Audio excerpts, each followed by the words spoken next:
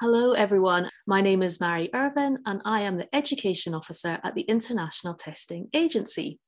Welcome to today's Anti-Doping Education webinar. Our topic today is nutrition and dietary supplements. More about that in just a moment. Before we continue though, I want to highlight the language options we have available to you today. On your Zoom menu, you should see a button called Interpretation. If you need any guidance, you can see a picture of this on your screen now. I will be presenting the session in English, but you can also choose from French, Russian, Spanish, and Arabic. And a couple of other housekeeping points. Please do use the chat function to tell us your name, where you're from, and your sport or role. I have seen already some of our regulars using the chat function as soon as they've been let into the webinar there. So hi to Angola Boxing, to the boxers from Barbados as well. Welcome to you all. On that note, in the chat function, you can write in English or you can use any of the languages that we have available in translation today. So back to our topic and more about today's presentation. Firstly, thanks to those of you who tune in every month. We are delighted to say that these webinar series and the others that we do at the ITA have reached more than 150 countries now and more than 10,000 participants. So welcome to everyone who's joined us before and those joining us for the first time. We have some great speakers lined up for you today. And a special hello to the boxing, Muay Thai and wrestling communities for tuning in such large numbers, and to all the dietitians and medical personnel joining us today, and particularly those from the Jamaican Physiotherapy Association and the Jamaican Association of Sports Medicine, who are also tuning in large numbers. And I can see everybody writing in the chat now as well. So boxing, Aruba as well. I think I saw a dentist there as well. Anti-Doping Agency of Malaysia, South Korea. Great to have you all on board. Now, you'll see a logo at the bottom of your screen, which you may be familiar with too, that of UNESCO. The ITA is proud to be recognised by them as a leading international organisation for the delivery of anti-doping programmes. And this education webinar is delivered with the support of the UNESCO International Convention Against Doping in Sport. Today's webinar is the 8th of a year-long monthly series that are publicly available and designed to tackle key anti-doping topics and to raise clean sport awareness. Each month we pick one topic, whether it's related to doping control, therapeutic use exemptions, or the legal process, and we discuss this topic in some detail with experts in their area and always with a high-performance athlete. I'm also very happy to introduce our presenting partner for this webinar programme, Informed Sport. Informed Sport is a global certification programme for supplements that batch test products for substances prohibited in sport. The support of Informed Sport means that we can continue to develop content for these webinars and have these meaningful discussions with the global sports community. You can check their website and look up certified products at sport.wetestYoutrust.com. So on to today's topic. Nutrition and dietary supplements, your questions answered. For our regular listeners, you will know that we covered this topic back in our April session. Now that webinar was our most popular to date. We were unable to get through all your questions during that session. So given the importance of the topic and its popularity, we've decided to run this session for a second time. So let's take a look at what we will cover today. I will shortly introduce you to today's panelists. Then I will give a recap of what we covered in our April session and provide the context and set the scene for those of you who did not attend that session. We will then move on to some of the frequently asked questions that we receive on the subject. These are a mixture from our inbox and also questions that we did not have time to address during our April session. I will then guide you to some handy resources where you can find out more information on the subject. And then in the last part of our webinar, we will open the floor to you, our audience. Those of you who are regulars know that we always leave some time at the end so you can ask our expert questions live. We will do the same here today, but this time we will leave longer for this session so we can tackle as many of your questions as we can. So with that in mind, I can see people are using the chat function to say hi, which is great. But please also use the Q&A function to write your question to our experts. This function is going to be open throughout the webinar, so do feel free to write your question at any time. However, the sooner the better, so we can keep an eye on this as we deliver the session and best answer your needs. In addition to asking your own question, you can also upvote for any question you particularly like. The more votes a question receives, the higher up its position is on the list, and the more chance we have of covering it today. So please do make the most of having our world-leading experts by keeping your questions on topic, and be particularly mindful that whilst nutrition and dietary supplements are huge subjects in their own right, we are particularly focusing on them today in the context of anti-doping. So let's take a look at today's panel, who I'm really excited to introduce. It's really a fabulous lineup of world-leading experts. So may I please ask our three panelists to turn on their cameras now so I can introduce you to our audience. Firstly, let me introduce Professor Louise Burke. Louise is a sports dietitian with 40 years of experience. She worked at the Australian Institute of Sport for more than 30 years and was the team dietitian for Australia at 5 Olympic Games. She's also a director of the IOC the IOC Diploma in Sports Nutrition.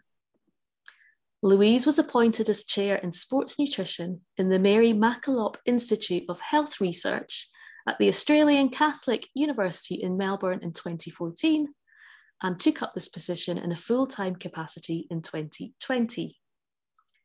Thank you for joining us late at night in Australia, Louise. Welcome.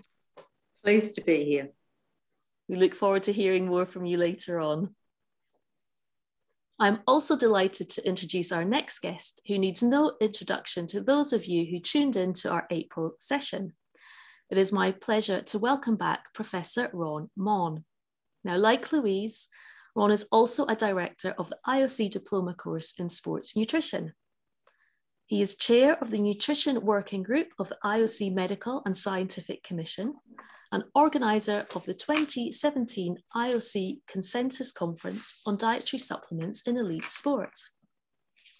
Ron is currently visiting professor in the School of Medicine at St Andrews University in the UK. Welcome back, Ron, and thank you so much for participating in this series again. Thank you, Marie. It's great to be back again, and greetings to everyone from Scotland. Thanks so much, and for the shout out to Scotland. Our third guest is Linden Hall. Linden is a track and field runner specialising in the 1500 metres and represents Australia. She is fresh from competing at the Tokyo 2020 Olympic Games, where she finished 6th in a personal best time. She also competed at the Rio 2016 Games, the World Championships in 2017 and 2019, and was 4th in the 2018 Commonwealth Games. Now, not only is Linden a current elite athlete, she is also a qualified dietitian with a master's from Monash University in Australia. Linden joins me in Switzerland today before she takes part in the Lausanne Diamond League tomorrow. Welcome, Linden.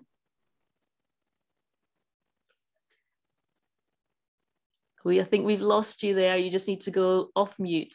I'm back. Hi, welcome, Linden. Thank you. Thanks for having me.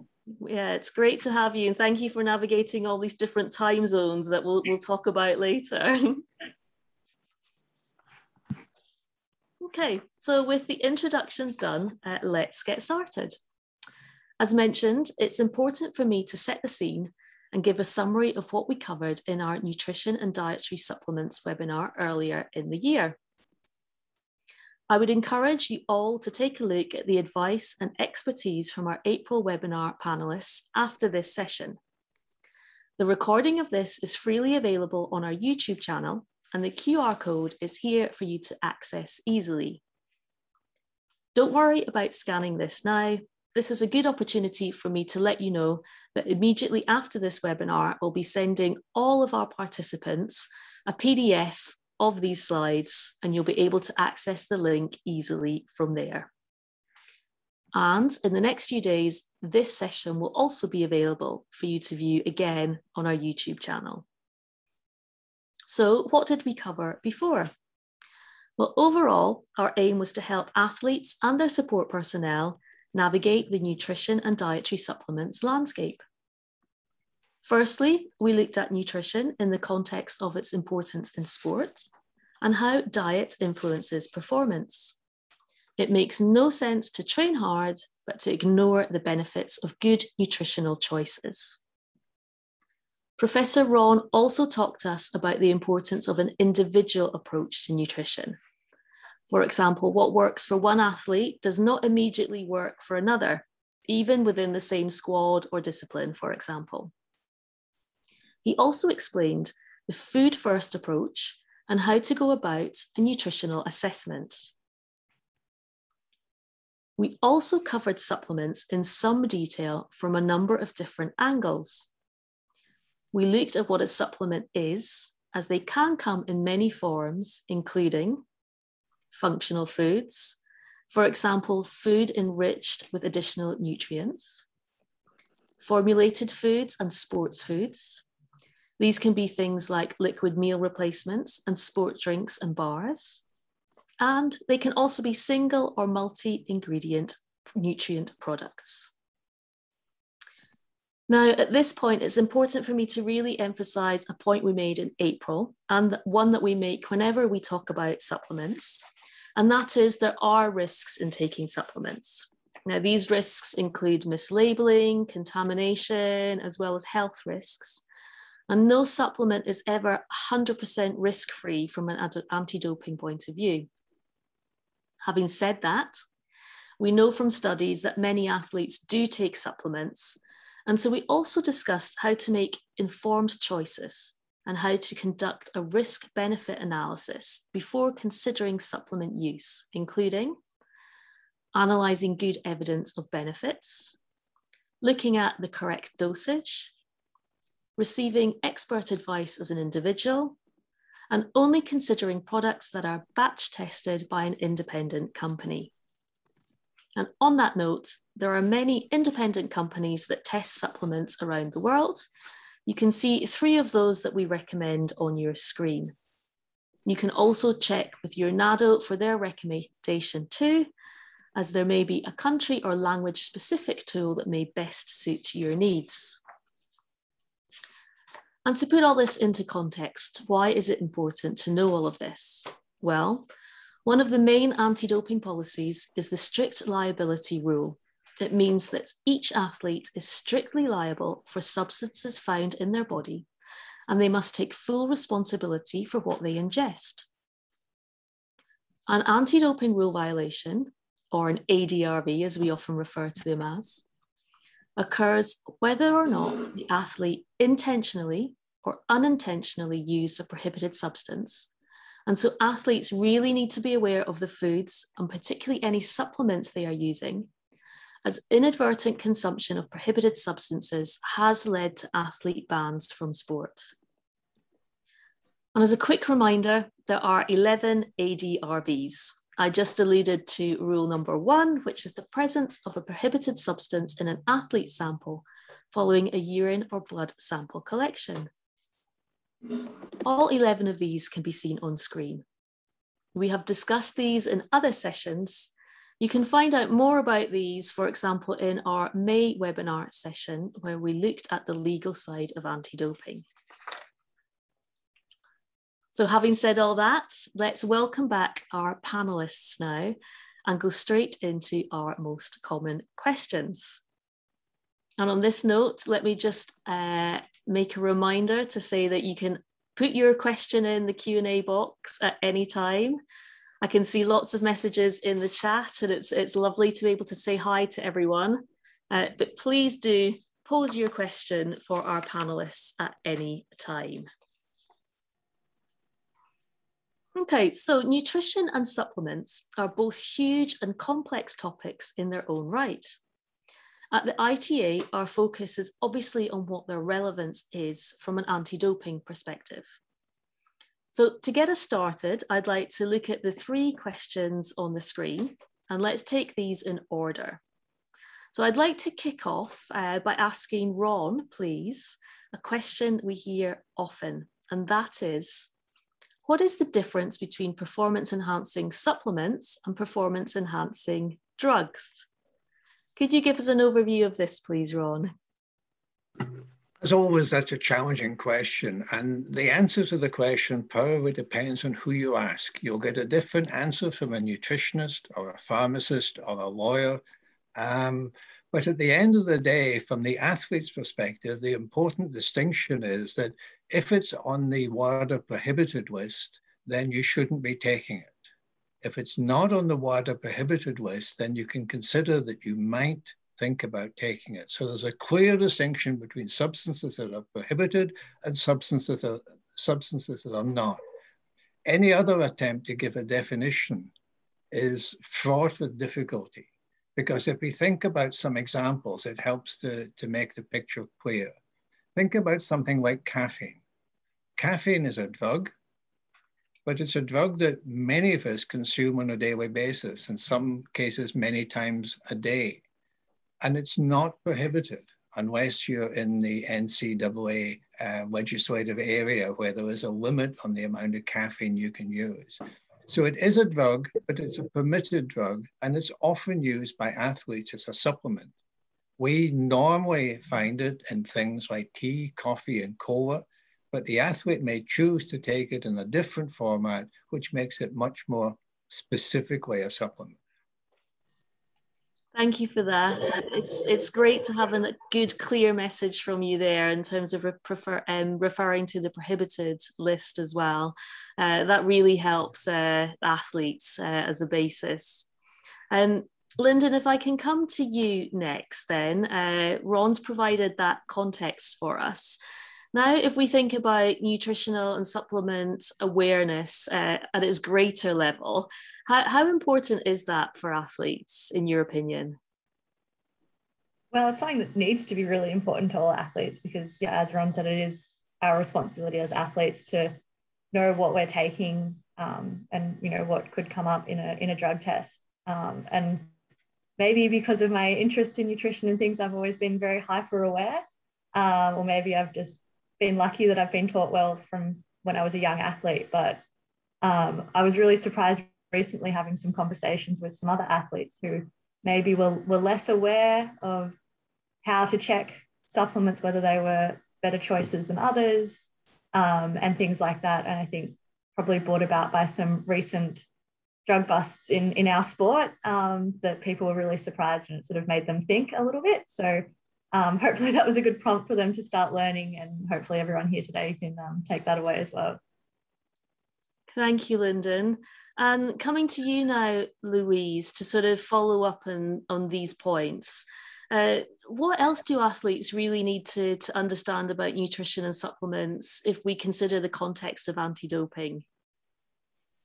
Well, I think the first thing is that food is the first choice for nutrition support. So dietitians always have a food first policy, and we try and teach athletes how to meet their nutritional goals from the range of foods that are around them, whether it's in their own country or when they're traveling.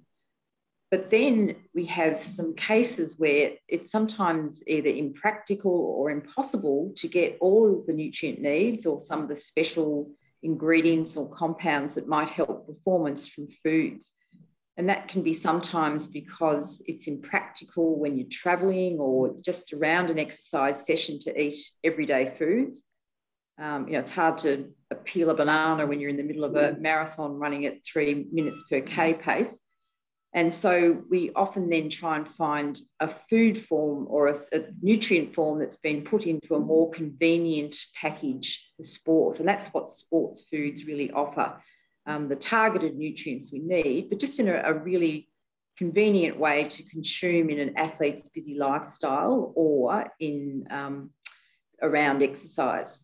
And then another type of supplement are those where we might need extra amounts of a nutrient to either prevent or treat a nutrient deficiency. So some of the vitamins and minerals like iron or vitamin D, when you're trying to work with a deficiency scenario, you often really need to get that supplemental form to be able to quickly address the problem.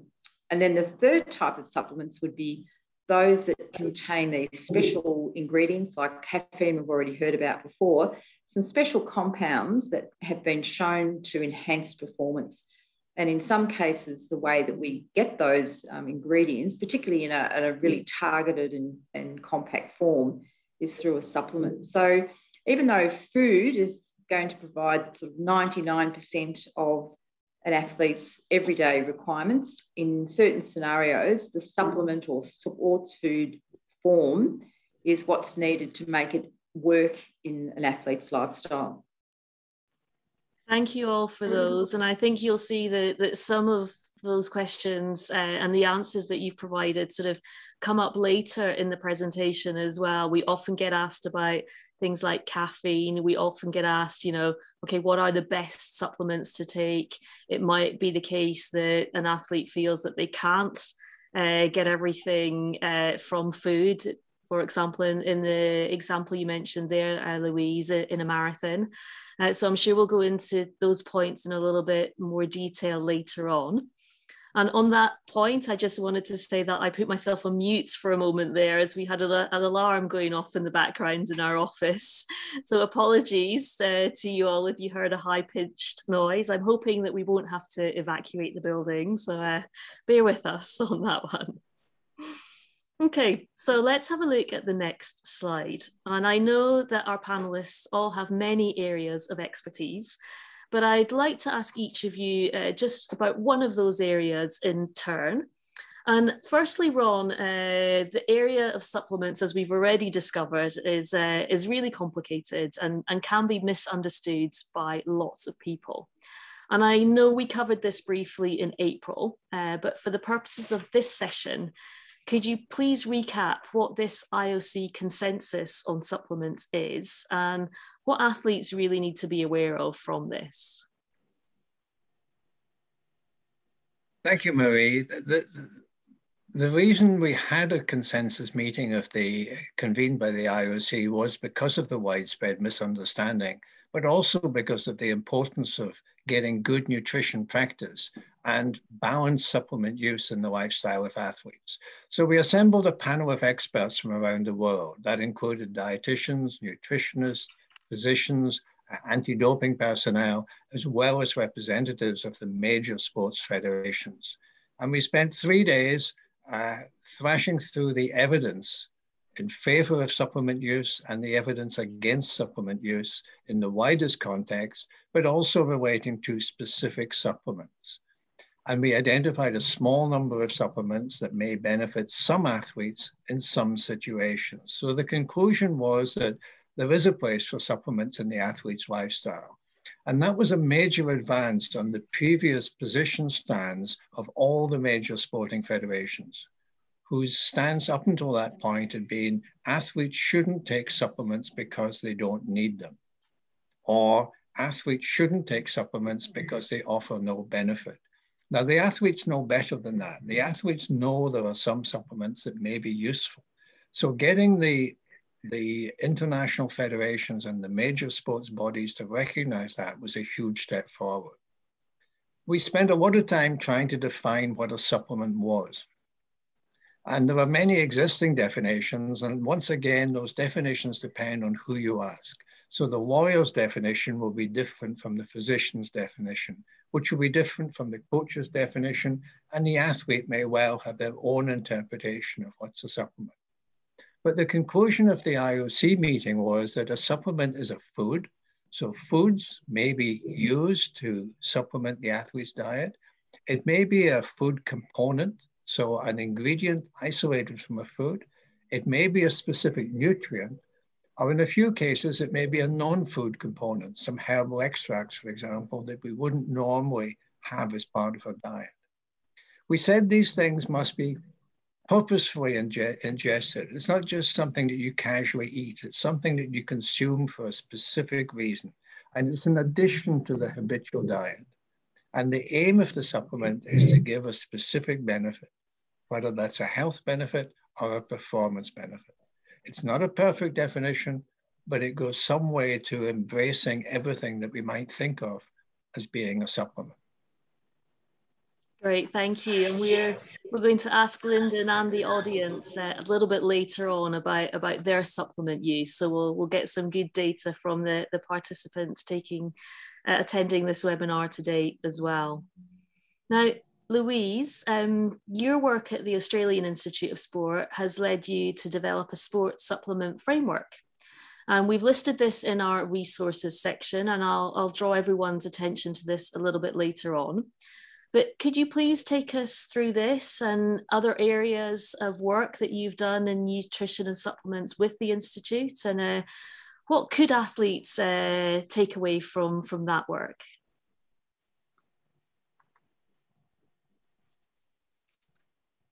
Thanks, Mary. Well, we had beaten the IOC by almost 20 years to the recognition that things aren't black or white when it comes to supplements. If I had $1 for every time I'd been asked, do athletes need to take supplements or do supplements work, and expect a yes or no answer, in the old days, we'd always say, no, athletes don't need to take supplements, and no, they don't work, because the majority of the things that you see on the web or in a supplement shop fit that category. But we started to realise that there were some products that were beneficial to athletes, and by categorising them into the no category, we were doing a disservice to athletes and we were losing their trust and confidence. And so we started to change our answer to say, yes, athletes can benefit from using supplements and sports foods as part of their sports nutrition program to capture the athletes' and coaches' attention. And then once we were all working on the same page, we'd then start directing them to those products that had some evidence to support their use in specific scenarios. And so we started the AIS Sports Supplement Framework, and it still exists today on that same basis. We don't say that we know everything about supplements or sports foods. It's always going to evolve, but we've come up with a hierarchy that says that the products in Group A have very good evidence they can work when used appropriately. There's a Group B, which are products that are sort of too soon to tell. They've got some interesting background, but we need to do more work on them. The vast majority of products fall into our Group C, which says that there's very little evidence that they have any benefit to athletes. And then we had a Group D, which we identified as those being at either high risk of being contaminated or causing an anti-doping rule violation or outright banned. And so we wanted to start working with athletes to make it possible for them to understand how to make supplements and sports foods fit into their sports nutrition program. And that was very new at the time to take that approach to supplements, but it's been really positive to see that gradually over the years, other groups such as the IOC have seen the wisdom of working with athletes and coaches on this question rather than sort of trying to cut it off and say it's not possible, it's too hard. And so you can go to the AIS website and get, it's freely available to anybody that wants to have a look and see how we classify what's in the A, B, C and D groups and see some fact sheets about these products and how they might be used. Perfect, thank you. And following up on that with you, Linden, I imagine a lot of athletes listening today will be interested in your sports nutrition routine, as you're both an athlete and dietitian. as we heard. So how do you apply your knowledge and training to your nutritional regime? And has this changed over the years? Yeah, it definitely has changed, that's for sure. But I feel like kind of this sort of area is probably why I first became interested in studying nutrition and dietetics, is because as a young athlete, I had a lot of trouble with my iron levels. It's not overly uncommon in female distance runners.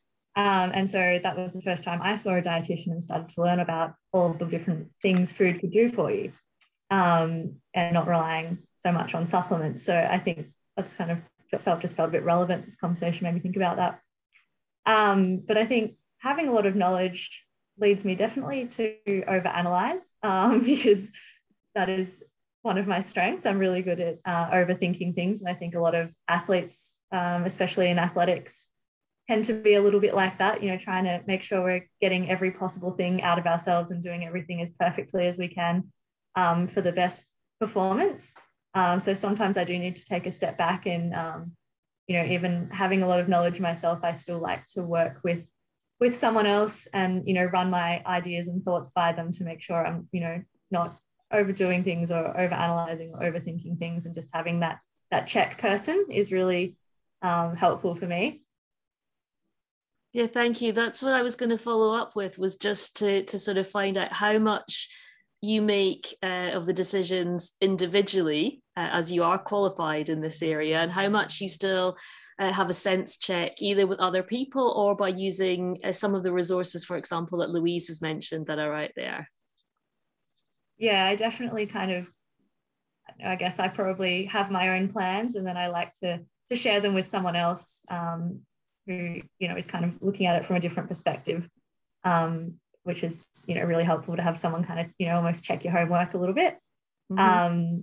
But yeah, I think sort of having studied nutrition and everything, it makes it a little bit easier to, fill all those requirements, as we were talking about, with more of a food first approach. And there's no, I guess, I'm not unnecessarily using any supplements because maybe someone suggested along the way. And so I'm able to decrease my risk.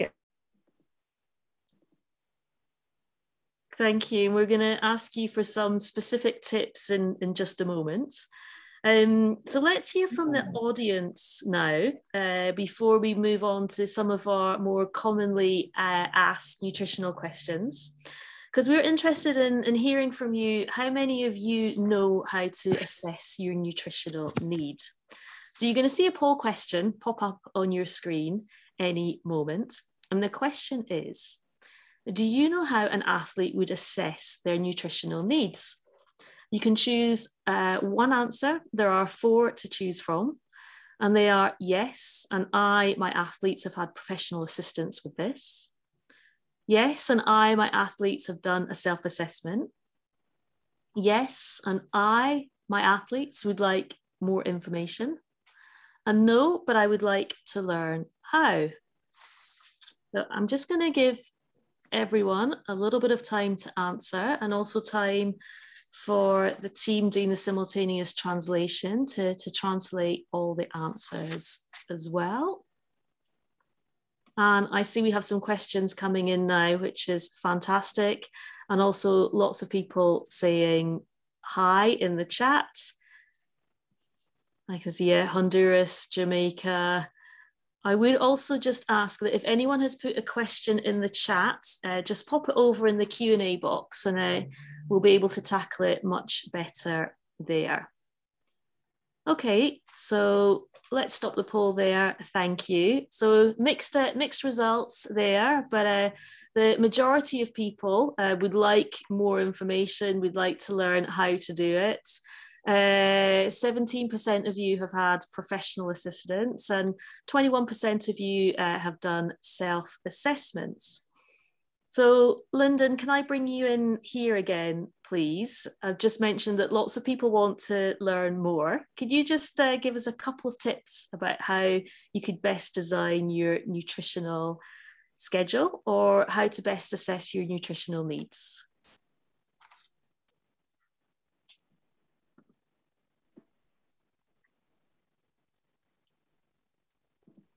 I think maybe Linden's frozen. So I guess seeking out some really reliable sources to be getting your information from, and, you know, not just relying on what a coach might say or another athlete, is, I think, really important. There's lots of misinformation out there. So being able to sort through that is really important, and working with whatever medical team you have available to you. But I think the biggest thing is being, not just copying what others do when you're sort of planning out, and being really purposeful with what you're doing. And so if you are choosing to take a supplement, making sure that you're using it correctly in the right doses and at the right timings and at the right times of your season. And considering what's practical as well around your sport and all of that, and being really individual with it. I think that's, I guess, what I try to do with everything that I do, is making sure that everything has a reason behind it, and not just because it sounds flashy or, the number one in the world in my sport's doing it, so it must be good. I think that's. Yeah, very much an individual approach. Great. Well, let's carry on talking about nutrition and go a bit wider now. Because nutritional needs change depending on an athlete's training and competition schedule, is just one example. Louise, maybe I could ask you this first question here, and that is, how should nutritional needs be considered at different stages? For example, training, pre, during, and post competition. Could you give us a quick overview of this one? I know it's quite a big question. Yes, so it depends whether you want to start outside in or inside out. But if we start from inside out and think of each training session or competition as having some goals which are based on what is it that I'm trying to perform and what limits that, you might think about whether it's fuel or hydration, or whether there are any disturbances to metabolism that you might be able to address through a nutritional means. And then you would try and assemble in the pre and during, or between, in some cases, if you're in an event where you've got heats and finals or a multi-sport competition, you might need to think about recovery between sessions. But in most cases, you're thinking about getting adequate fuel and adequate hydration on board before you compete. In some longer sports, you have the opportunity to keep topping up during the event, and then you've got the recovery between sessions. So that's looking at the sort of minute level. But then you need to go bigger and think of you as an athlete and what some of the other considerations might be. And it might be, am I growing? Do I need extra nutritional support to be able to make my growth needs well met? You might think about whether you're deliberately trying to manipulate your body composition to lose some body fat or gain some muscle mass even when you're not growing. And so that would need another nutritional support. You might think about some of those individual nutrients that might be difficult to achieve, like iron or vitamin D, and need to build those in. So both thinking about the big picture and then thinking about all the little things you need to do around every session of exercise. You need to take all those little bits and arrange them all together for every session or every competition you're doing, and make them all fit in so that they fill the big needs of you as an athlete. And it does sound complicated, but that's what athletes do with their training as well. They take every session of training that they're doing to have some purpose towards building towards a competition goal, as well as thinking about how it fits into their general improvement as they mature in their sport. So it's a little bit like that, being able to look at the little needs, but put it into the big picture of the jigsaw puzzle. And that's why sometimes it's really useful to be able to see a nutrition expert like a sports dietitian, because they'll be able to see that really easily. They'll be able to have experience in thinking about how it all fits together and help the athlete put all those pieces together a lot more efficiently. Thank you for that. And Ron, if I can come to you next as well. This is a question that we didn't manage to tackle during the April session. And it's very appropriate today, given the numbers of athletes and coaches, administrators we have from combat sports. And their question to us is, Okay, building on what Louise has said, what additional things do they need to think of from their nutritional perspective? Well, Louise has covered some of the background there. And as with all athletes, there are two main things that combat sport athletes need to think about.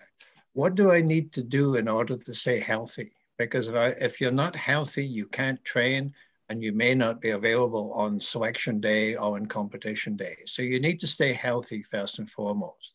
And secondly, you need to perform on the day.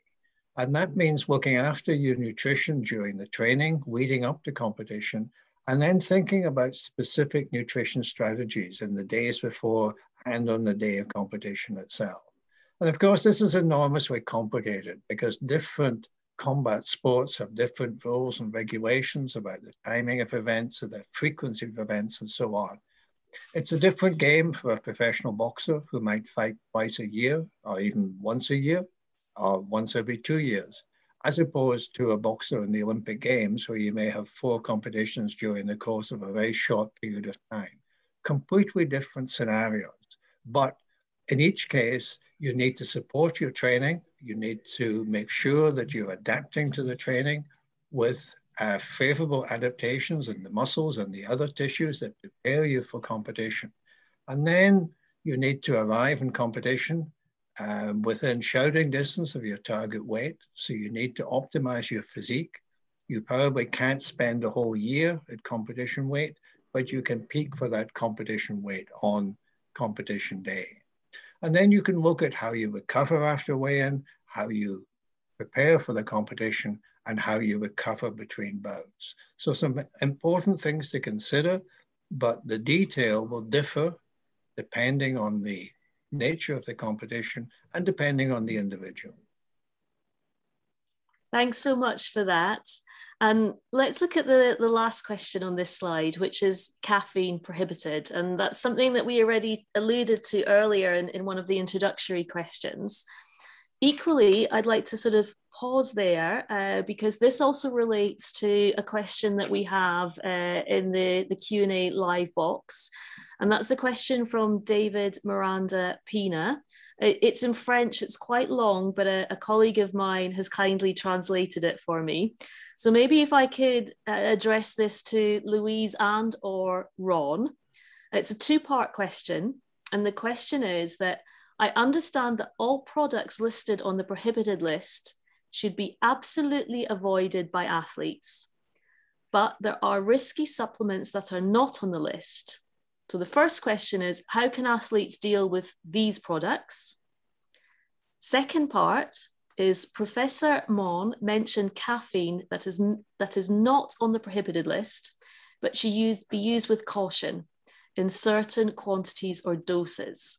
And is there a recommended dose? So 2 points there, which is how can athletes deal with risky supplement products? And second, looking at caffeine, is there a dose that is recommended? So I'm not sure, Louise or Ron, who might want to tackle this one for us. I might jump in and get the easy part to the question done, because Ron is far more wise than I am and he can answer the tricky one. So let's talk about caffeine. And no, it's not on the prohibited list. It used to be placed in a special part of the old IOC list, in which it was banned when urinary concentrations got above a certain threshold, which suggested that the athlete had taken a very large amount of caffeine to get an effect. And it was taken off the list in 2004, mostly because there were problems with trying to stop athletes from using caffeine wisely by having it on the list. It was very difficult to completely remove all caffeine from your diet. And why would you? Because it's part of what most adults have. But also the message that we wanted to give athletes is that caffeine can help enhance sports performance at very small doses. And so what we now try and give athletes advice about is how to use caffeine in the minimally effective dose, rather than suggesting that they should take very large amounts because they think that the more you take, the better it is. Now, you know, as an everyday person, that even, you know, 1 cup of coffee, if you're feeling a bit tired when you're writing your reports or sitting in a meeting, 1 cup of coffee with a small amount of caffeine can make you perk up and be able to keep doing what you were doing before without feeling so fatigued. So what it does, it's not creating supermen. What it's doing is just delaying the feelings of fatigue and allowing you to be effective for longer. And so small amounts of caffeine, and we give doses of 2 to 3 milligrams per kilogram body mass. So that's usually 150 to 200 milligrams of caffeine. That's the dose at which most of those effects of caffeine can be seen quite easily. And so there's no reason to be suggesting athletes take much larger doses. And in fact, now that caffeine is off the banned list, as a sports scientist, you can now talk with athletes properly about caffeine, have those conversations. And I spend most of my time actually help athletes use less caffeine to get the performance effect that's best for them. And in some cases, they don't take it at all because they recognise that it's actually creating some side effects around anxiety, or it's interfering with their sleep after the competition, which is another, you know, problem that might be causing problems with performance down the track. But when they do use caffeine, it's in much smaller doses than they used before. And sometimes it's often that they take it in the competition just as the point of their feeling fatigued, rather than the old way that athletes used to use caffeine, which is to take a large amount before the competition started. So it's an individualised effect, it's personalised to the individual, but it's generally moving to using much lower doses of caffeine, the sort of doses that you'd use in everyday life, rather than these monster doses that athletes used to be using. Now I'll hand it over to Ron, and he can do the tricky part of the question. Thanks, Louise. I think it's always important to remember that if you're a collegiate athlete in the United States, of course, the NCAA has its own regulations, and they still have a prohibition on urinary caffeine levels above a certain threshold. But that threshold is pretty high, and if you use caffeine sensibly, there's no reason why you should exceed those threshold levels. So even where it is a controlled substance, it's still safe to use caffeine. Now, the easy question, you got the tricky one, Louise. The easy question was, how do you identify risky supplements? And there's a simple rule of thumb. If it sounds too good to be true, it probably is. So products that make incredible claims about how they're going to give you wonderful performance, how you're going to lose 5 kilos in 10 days, it's unrealistic. There has to be some concern that either they don't fulfill the product, the claim, or if they do, there's something in the product that shouldn't be there. And many of these products, of course, have fancy names, things like Testo Kick, and they often have anabolic this or anabolic that. And I think we just need to be a little bit cautious. And if it does look like it's something you shouldn't be taking, don't take it. But we can also take the other approach, is to say, well, what can I take?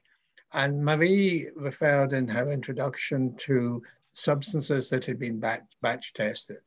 And if you're an athlete who's liable to be tested, or if you're an athlete who's concerned that you may be consuming something that's going to damage your health, then you need to look and say, is it safe? And if it's been batch tested, the risk of a prohibited substance being in that product is vastly reduced. It's not eliminated, but it's vastly reduced. So look for that logo on the product. And we saw in the introduction, some of the logos that cover the accreditation of dietary supplements. If that logo is there, you can be reasonably sure the product is safe to take. If you want to be absolutely sure there's no risk, don't take it. And the only 100% certainty is don't take it. Great, thanks to all three of you. Let's take a look at our next slide now, where we have some other common nutrition questions that we get asked. Linden, if I can come to you for this first one, we've talked already about the type of food that athletes consume and its physical effect on the body.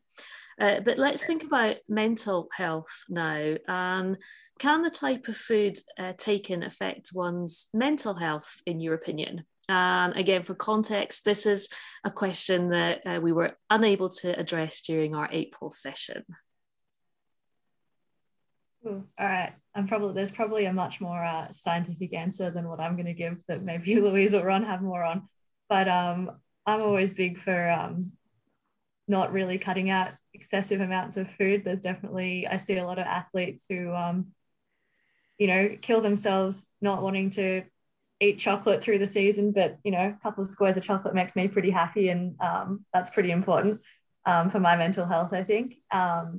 Likely back on the caffeine topic, athletes went through this phase, I don't know if it's still a thing, of like not drinking coffee for a week before they would compete so that they could have a real hit. And they were sad and miserable. And I don't think that's a good way to be preparing for competition. I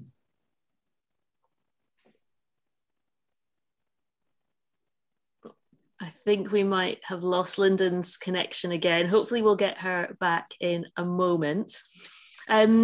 But I think we probably should move on and look at some of the other questions that we have on the slides fairly quickly to make sure that we can address the questions that are coming into our inbox. And one of these are about the different types of diets that are out there. So I've just listed a couple there. First of all, fasting diets.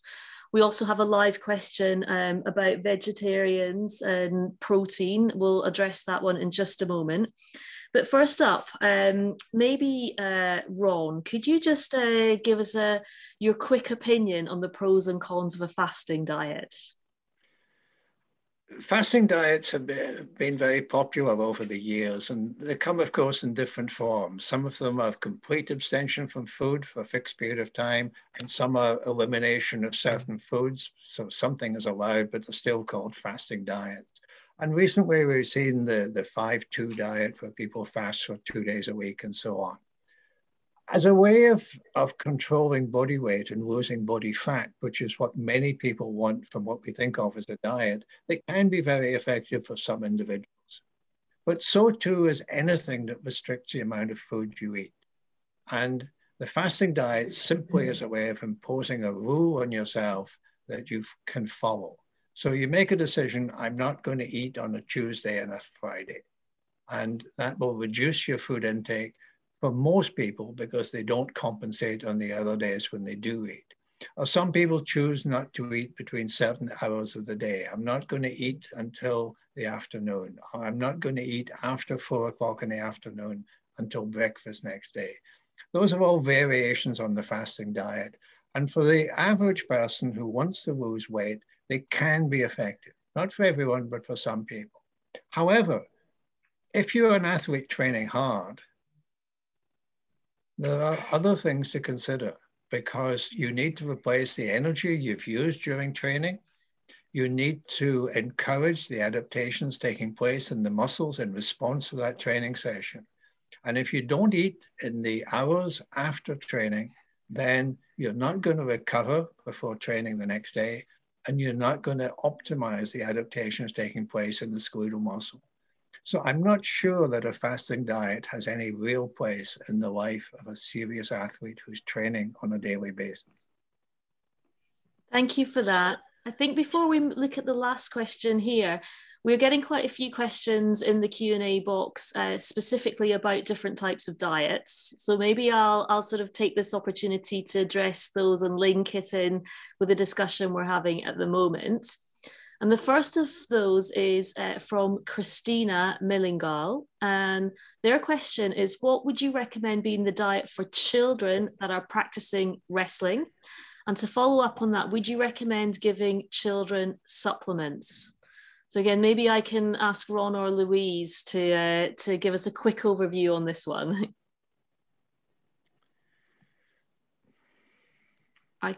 I can repeat the question. It's two parts. Yeah, it's a difficult one. And as a rule of thumb, I would say we should never give supplements to children. However, there are issues where some people who are legally children, they're below the legal age of consent, are actually very mature. biologically, they're adults. Legally, they're still children. And the scenario may be very different if you're dealing with, for example, a professional rugby player at the age of 17 who's in a sports academy and is told you can't continue if you don't put on a couple of kilos of muscle before next season. In that situation, there may be some situations where supplementary protein and possibly supplementary creatine may help the athlete achieve that target. And because they're mature, there is little risk and they can understand the issues. They can do the cost-benefit analysis themselves and conclude this is something I reasonably want to do. So having said that the rule of thumb is you don't give supplements to children, there may be some exceptions of doing that. Thank you. And maybe if I'm also sort of looking at the Q&A box here, something else that is related to that one. You mentioned creatine there, and the first question in the inbox there is from John Campbell. And the question there is the use of creatine monohydrate of any benefit to the older athlete? Well, I'll jump in there and say... You're an older athlete, Louise, you can jump in. I was just going to say one day when I get old, I'll make my own decisions about it. But until then, you need to think of two things. One is the kind of sport that you're doing and whether creatine has a role in helping with the training outcomes. So if you're working in a sport where there's either resistance training or interval training in which creatine monohydrate can increase muscle creatine stores and help your training effectiveness, that could be useful. Or sometimes in the competition scenario itself, sports with repeated sprints can benefit from creatine supplementation. And as we get older, our creatine stores in the muscle can decrease. And so it may become more important for older athletes, particularly to be able to maintain the training programs that are involved with elite level sport, even at a master's or a veterans level. So it's a lot to do with the kind of sport you're doing and your goals. And I think one of the questions that we're going to talk about later on is the vegetarian diet.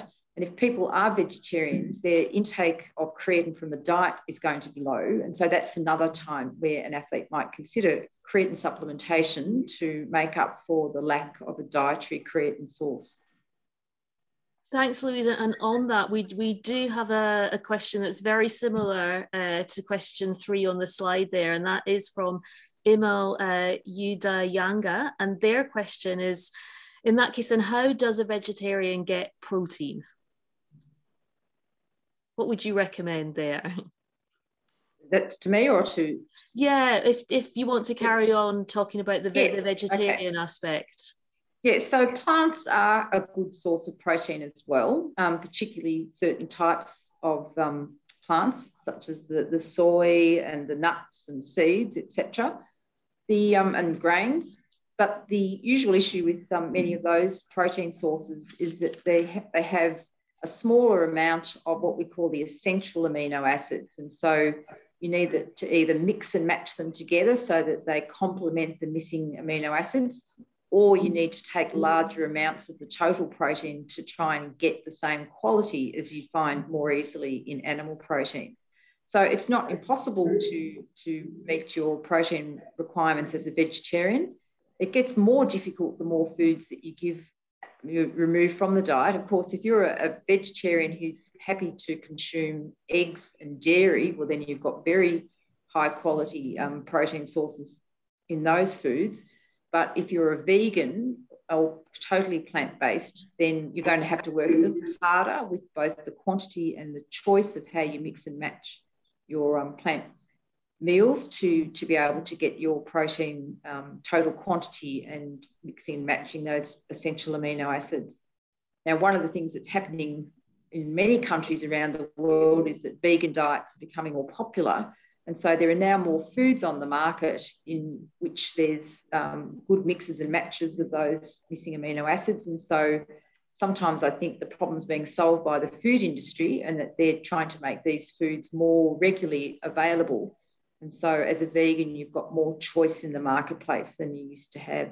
So it is more difficult, and it's not something I would take lightly as a decision.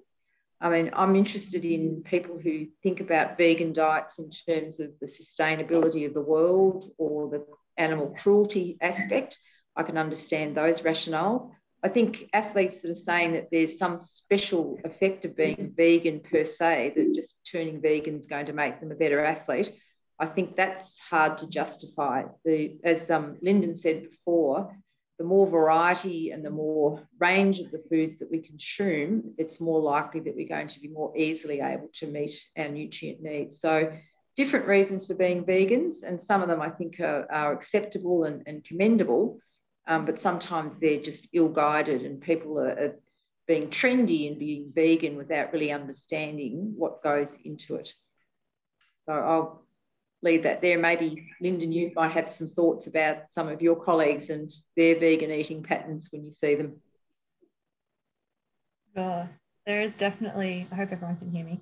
Yeah, I definitely have noticed a trend of more and more vegan athletes or vegetarian athletes around, and some are better educated than others. So I think from observing some of them, I think some of the athletes who are really well educated, do their research and work with some really great dietitians have, you know, done really well. But I've definitely seen some athletes who might have jumped on it with less research, and perhaps thinking about it sounds like a good idea, more of that trendy element, or heard another athlete did it, and have possibly, yeah, had a bit of a decrease in their performance for a little while, and hopefully they figure it out and work out what's best for them, because, yeah, obviously there's varying motivations for following such diets. But yeah, definitely seen some more successful athletes trying that sort of diet. Great, thank you all. I think maybe I'll do a couple more of the live questions that are specifically related to particular diets before we move on to the next slide. And the two questions here we have, one is from Dr. Mohammed Abid, who asks, is it safe to do a ketogenic diet for athletes? And another question we have from Ahmed Kazim, and they would like to know what your thoughts are about the IBC diet, so the intensive body cleansing. So maybe if we first tackle the ketogenic athlete and what your thoughts are about that for athletes. Ron, you can do that one. Yeah, I know what Louise's thoughts are, and I think it's fine so long as you don't worry too much about your performance. You can follow a ketogenic diet. You probably won't perform very well in competition, but if your aim is not to perform very well in competition, that's fine. It's possible there may be some people who will perform better with a ketogenic diet. If you start off from a position of being somewhat overweight, for example, and the ketogenic diet helps you lose excess body fat by restricting your energy intake, then you may get an improvement in performance in some particular scenarios. And, you know, if your aim is to break the 5-hour mark in a marathon, there are possibly good reasons why a ketogenic diet might be helpful. If your aim is to break the 2-hour mark in a marathon, or even the 3-hour mark in a marathon, it's unlikely to be helpful.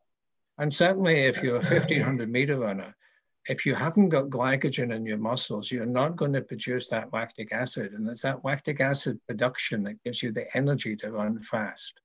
So great if you want to run slowly, not so good if you want to run fast. Did I get it right, Louise? Yeah, thank you, Ron. You can get all the Twitter feedback on that. I'm going to talk about the intensive body cleansing diet, the IBC diet. And I can tell you that I've never heard of it, but I can tell you, even without knowing anything about it, that I'm going to find it awful. It sounds to me like one of these trendy things that makes you think your body needs help in managing toxins or some other nonsense. Our bodies have really good mechanisms to be able to get rid of the food and the nutrients or the compounds that we consume that we don't need or we produce and need to be rid of. We've got kidneys, we've got the liver, we've got ability to vomit or have diarrhea if it gets to that point. But we've got lots of good ways in which we can cleanse ourselves. And so doing these diets where we take all food out of the diet or only consume very small ranges of foods for 5 or 7 days, or just drink juices, or whatever these different kinds of trends are, they really form no useful purpose. And it's really disappointing sometimes to see so many of these diets are supported by people making money out of selling you the things that you should be having when you're doing this body cleanse. So a lot of the time it's really just a fad idea, and I really feel disappointed that these things keep coming over and over and over again. So that's my thought on that without knowing this specific one. Thank you. I'll be reading up on that one after this session. Okay, so let's move on from that now, and let's take a look at supplements. So I'd like to ask the audience a question in a moment as well, just so we can understand their supplement use. And so you're going to see a poll question pop up on your screen any moment, and that is, do you or any of the athletes you work with use or have used supplements? So single choice answer on that one. And for the benefits of translation, the responses can be yes every day, yes regularly, yes occasionally, and no. Okay, so this is quite a quick one. So I'm going to close the poll just here. So we can see here that most of the audience do use supplements. We're looking at 80% or so who use them at least occasionally, if not regularly or every day. I want to ask one more question to our audience about supplements. And this one is a multiple choice. So please do select as many answers as you think are applicable. And the question on your screen is, which of the following can be considered a supplement? There are 6 answers. You can select as many as you think apply. And that can be a regular breakfast cereal fortified with iron, a liquid meal replacement, vitamin C tablets, a sports drink, multivitamin tablets, or ice cream. So thank you for voting there. I should as well say that these votes are all anonymous. I'll give a couple more seconds for some of those votes to come in. And then once we close the poll, I'm going to invite Louise to discuss the answers. And just to take us through what things on this list could be classed as a supplement. So let's close that up. We'll leave it on screen so that we can refer to it though. But maybe Louise, could you take us through this one? Well, look, I think the answer to this is it's a trick question, and there could be many different answers. And it depends which country you live in, and it depends which perspective you have on what a supplement is. And there is no universal definition of what a supplement is.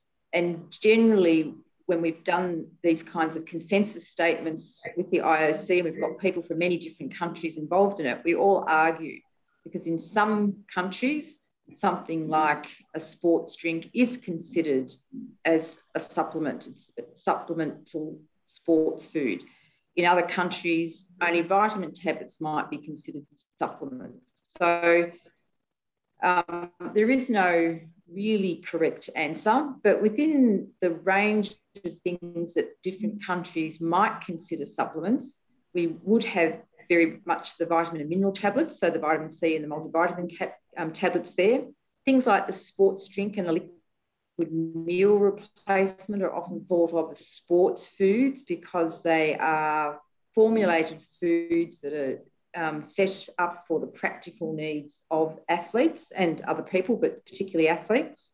The regular breakfast cereal fortified with iron is an interesting one because different food laws in different countries might mean that that's just a normal breakfast cereal. In Australia, most breakfast cereals are fortified with iron within the food laws, and that doesn't make it any different from a regular breakfast cereal. But if I was going to put extra protein in a cereal at the moment, because I'm trying to be marketing to athletes who know they need protein at the beginning of the day, that would make it a special type of cereal, and it might be called a functional food or some other label that makes it realise that it's outside the normal food regulations. And so you could think of that as being a supplement at the moment.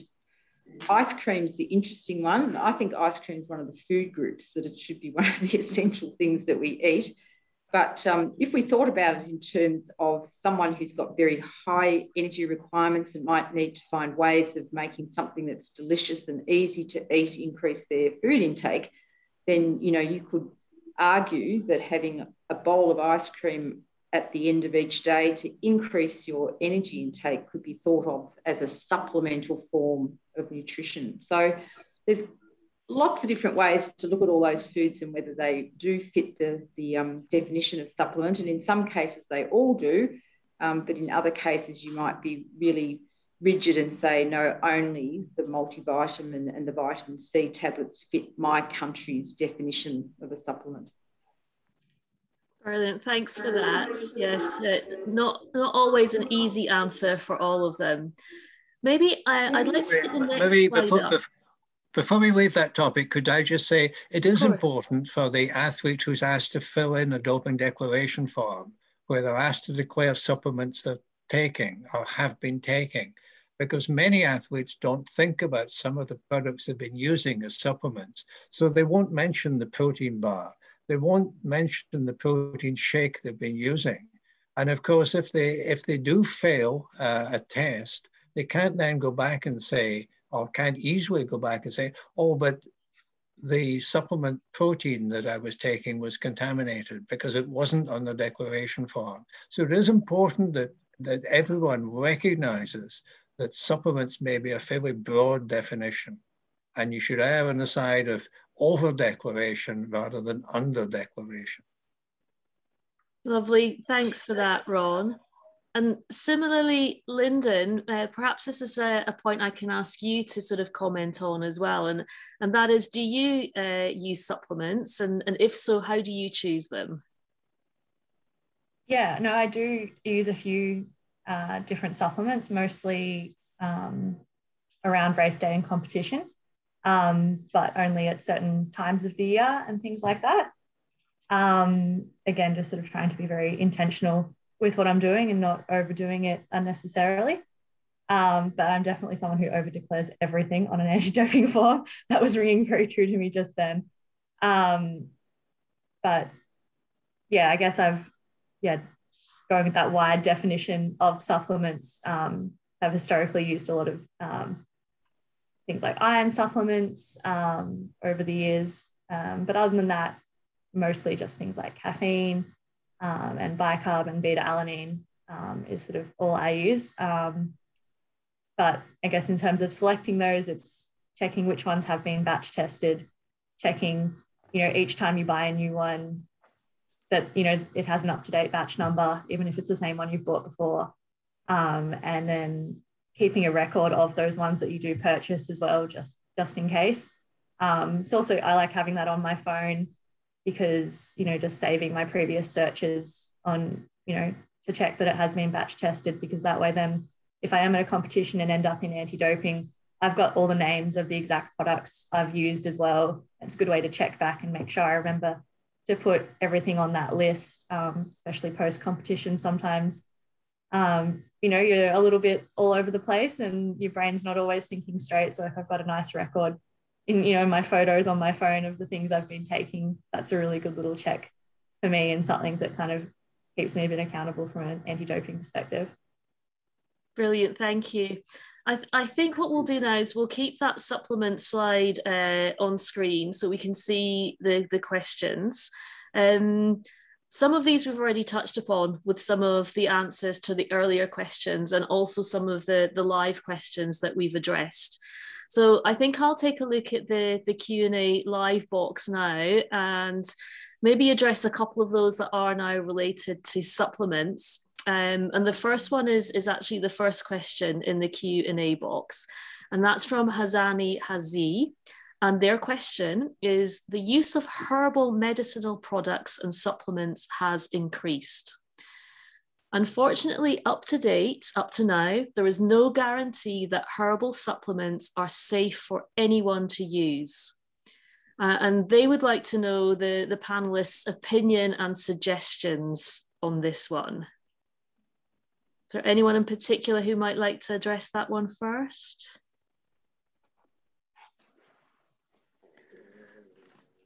Nobody seems anxious to say anything, so I'll put my head on the block. And it comes back to the basic principle that if you're going to take a supplement and you're an athlete, you need to see a good reason for taking it. And that means seeing some evidence that this is going to benefit you in terms of health or in terms of performance. And I don't see that evidence being available for the common herbal supplements that are on the market. Most of these herbal supplements are sold to individuals who are not engaged in sport, who are not liable to be drug tested, and therefore they often contain ingredients that are verging are very close to the prohibited list, and sometimes crossing the boundary and on the prohibited list. So I think there's a real challenge with herbal products. They probably do something. You know, the folk wisdom gathered over centuries suggests that some of them are diuretics, some of them can help headache, some of them can relieve pain. But compared to modern medicines, the effects are vanishingly small. So it's unlikely you'll get a real benefit from most of these herbal products. I know there are people who believe, but that belief should be backed up by good evidence, and the evidence simply isn't there. Thanks, Ron. Could we maybe relate that to a question on the slide there, which is one that we received last time? Can athletes take safe supplements instead of food, as they can be easier to take and cheaper? Well, in most cases, food's cheaper than supplements. When I look at the advertisements for dietary supplements, I'm horrified at the prices being charged. In most cases, the ingredients cost pennies, but they're sold for pounds instead. And whether it's protein or iron or anything else, you can usually get it more cheaply from a food source. And of course, you also get a range of other nutrients from that food source, not just the one that you're targeting. Lovely, thank you. And then I might just jump. Yes, can I just jump in there though and say that look, there are a few exceptions, and things like our creatine and beta-alanine and even caffeine. Sometimes the dietary supply of those nutrients is either really difficult to reach the targeted amounts. It's almost impossible for most people to reach a creatine or beta-alanine target for being able to effectively load the muscle.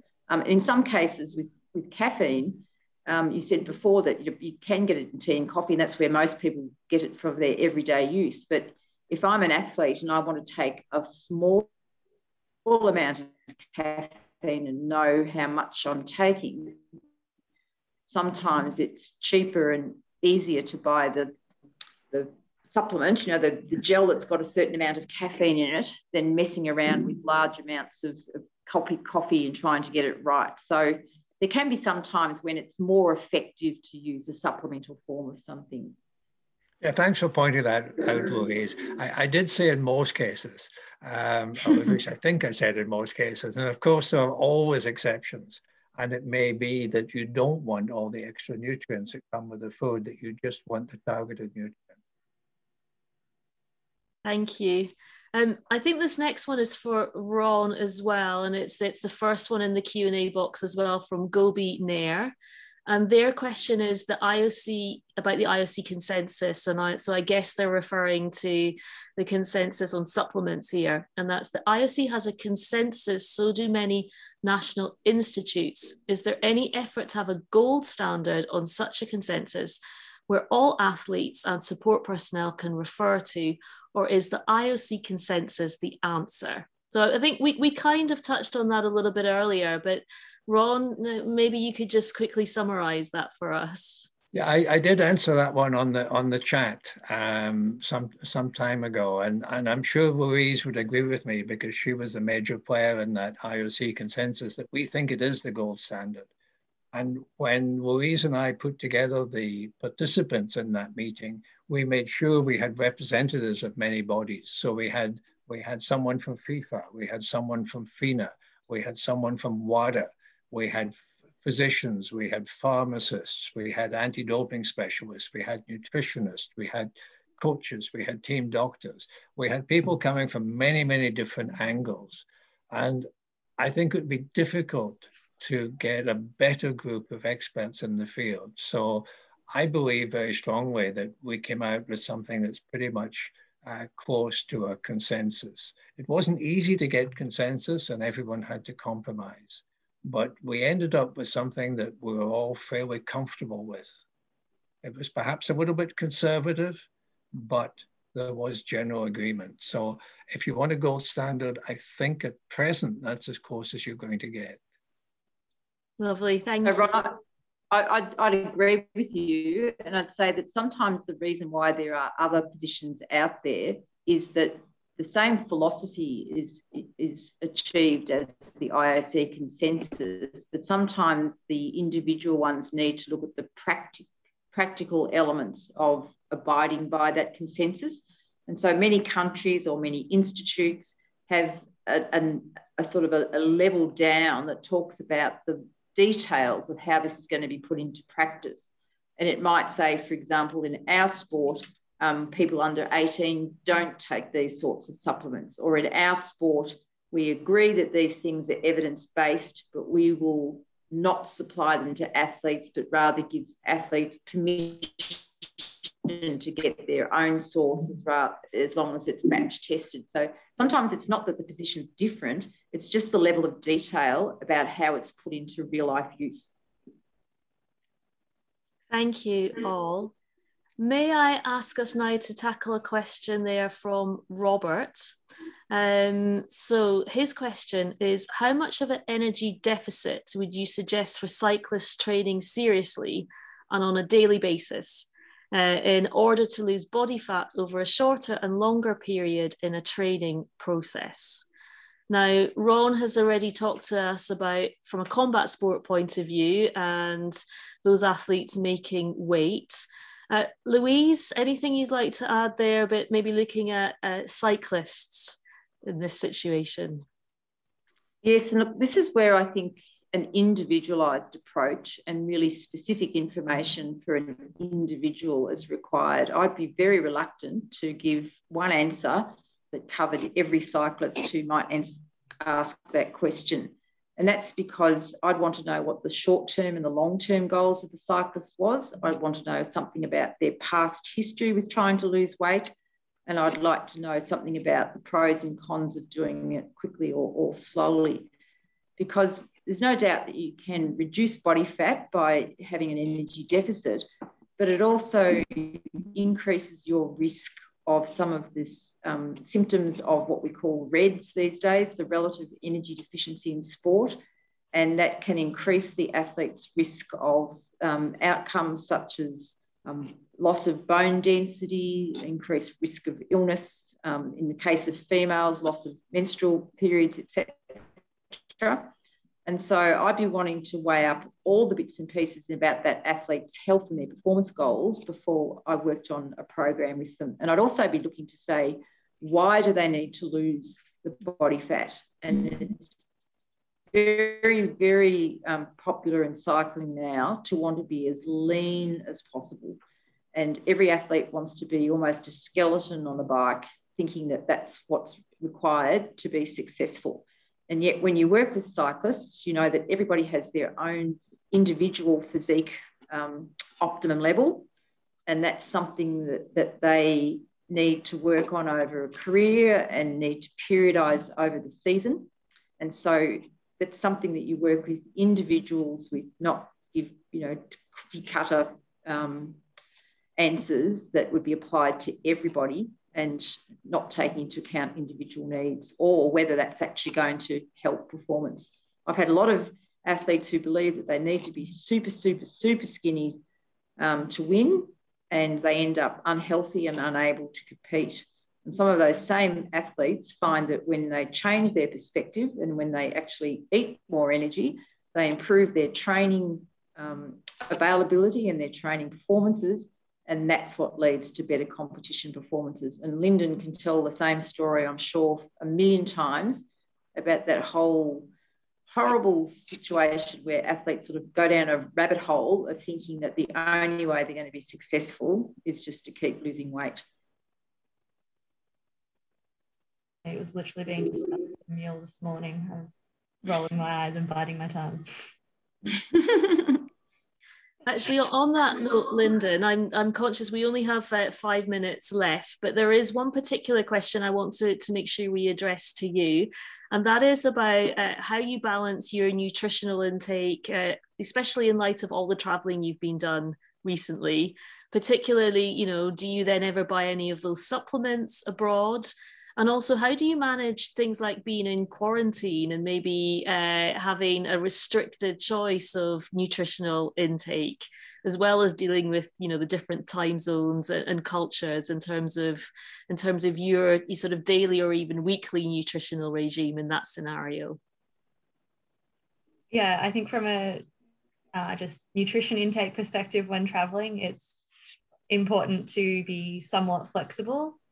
Because you're not always going to have the exact foods you want. But for me, it's knowing what if I normally always have pasta, for dinner, it's knowing, okay, I don't have pasta, but I have rice, and that's going to give me carbohydrates as well. So it's knowing what each food that is important to me is providing and being able to find a replacement in whatever country you may be in, because, if you're racing in different parts of the world, different foods are going to be more accessible or available in the dining hall that the meat's providing. But from a supplement perspective, which is probably more relevant to use our last few minutes talking about, I always bring everything from home. So I don't want to be buying anything overseas. I want to be having that consistency and security of knowing that I'm using the same things I would always use, as well as knowing that, I can read the label because it's in English, and I've been able to check the batch testing on it. If I do have to buy anything overseas, I always try and restock when I'm in countries where things are in English. So if I'm in the UK or the US, that's sort of, I guess, the next best option. But I think it's really important to be really well planned and knowing how long you're going to be away for and what you're going to need. And it might mean you get to pack a few less, items of clothing or pair of shoes, but it's definitely an important priority to have. Great advice there, Linden. Thanks to you and to everyone for all their insightful answers there. We are almost out of time. I'm taking a quick look at the Q&A box now. The first one there about what might be listed in the prohibited list in 2022 is one for WADA to address. Some of the other questions there are very specific about individual situations, and it's difficult to tackle those in a webinar, a seminar such as this. And we would always ask people to get specific nutritionist advice for their particular situation. But what I will do now is I will run through very quickly some resources out there that we do recommend that will help you alongside the advice of a specialist. And some of those resources are, for example, the IOC Diploma in Sports Nutrition has a lot of videos up there, lots of very specific questions. The chances are your question may already be on that. And you will see Ron and Louise and some of their colleagues as well address those questions with 1 minute answers. So very easy to digest, if you excuse the pun there. Next slide, there is the AIS Nutrition and Supplements Guide and also the framework that Louise talked about earlier. There are also lots of good advice there from different NADOs. We've just listed a few there. Do reach out to your NADO. The chances are they will have lots of good information. If not, here are some that you can access recipes, fact sheets, all sorts of advice, and download information there free of charge. I also want to flag up one that Linden particularly recommends there, and that is Sports Dietitians Australia. Again, lots of information freely available there. So on that note, I want to say thank you to all our panelists. It's been great having you addressing these questions live for us. Sorry we didn't get through all the questions. If you do still want your question answered, please do email us and we will get back to you. The email address is on screen there. It's education@ita.sport. And when this webinar closes in just a minute or so, we do also have a very, very short feedback form. It'd be great if you could take a couple of minutes to fill this in. We do have 4 more sessions to run this year. And if you have any ideas about what you would like to have covered, please do let us know. So big thank you from me. Thanks again to our panelists and of course to you, the audience. Good afternoon from me here in Switzerland and goodbye.